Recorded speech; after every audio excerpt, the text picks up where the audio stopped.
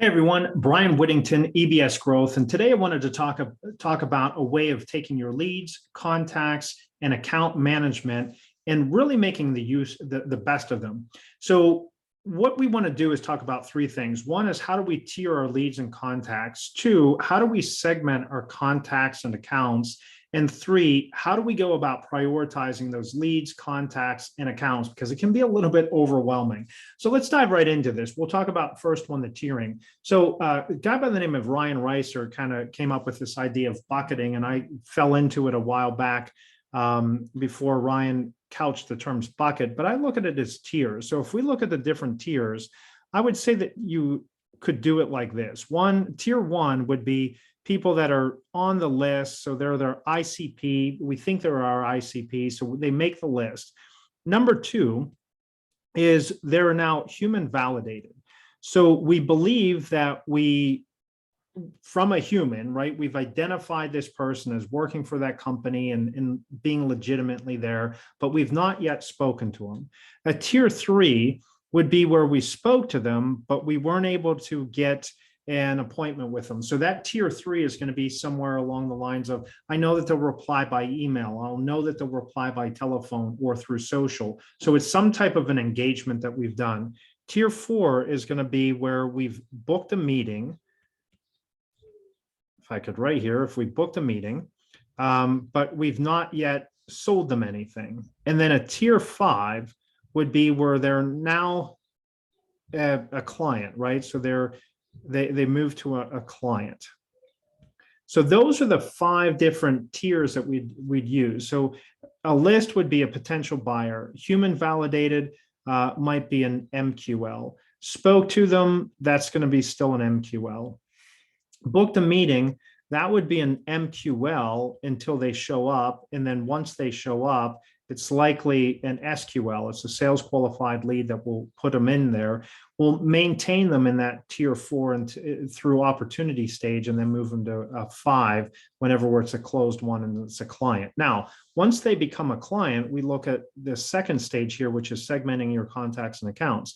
So once you go to they're now a client, and we know this. However, I think a lot of times we don't do the segmentation maybe as wise as we should. So if we look at this as an A, B, C, D, F, right?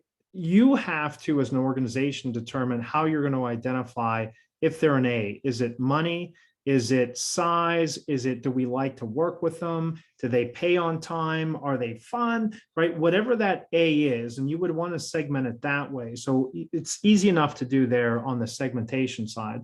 But the third side is whenever we look at this prioritized leads, contacts, and accounts, we want to look at prioritization. So in the prioritization, I use the acrostic NKER.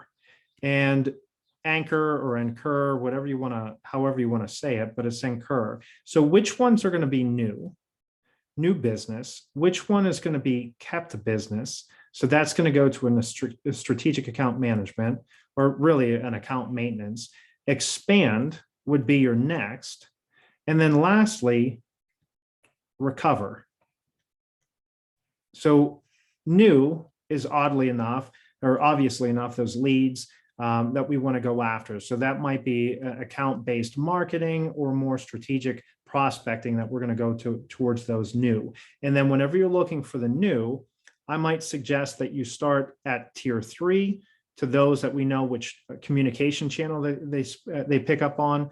And then we go tier two is the way that I would suggest that you prioritize there.